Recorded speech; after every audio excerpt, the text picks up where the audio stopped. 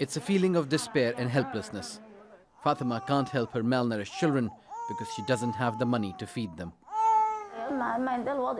Our financial situation is bad. Only sometimes we get enough money to buy food. If any of my 7 children fall ill, I can't take them to the hospital because we do not have money for medication. More than 2 million children are acutely malnourished in Yemen. Aid workers say almost 500,000 of them are suffering from severe acute malnutrition, which is a life-threatening condition.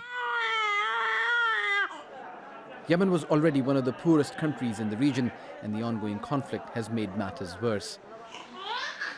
There is a critical food shortage and lack of clean water that's causing diseases like diarrhea. And people are dying of preventable diseases because health services which used to provide diagnosis and treatment have collapsed in most parts. 70% of people are below the poverty line in Hodeidah province. The dire financial situation is causing malnutrition among children. People can no longer buy basic food and necessity items. The United Nations has warned that 17 million people in Yemen could face famine. Aid workers say places in rural Yemen are already going through famine-like conditions.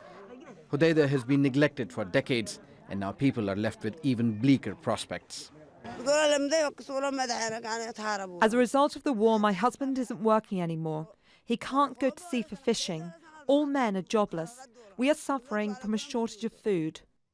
Malnutrition is affecting all vulnerable parts of the Yemeni society, including the disabled and the elderly.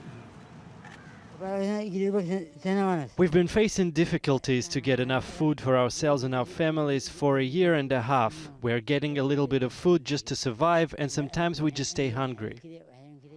As famine looms in a country on the brink of complete collapse, aid agencies are calling for help and money.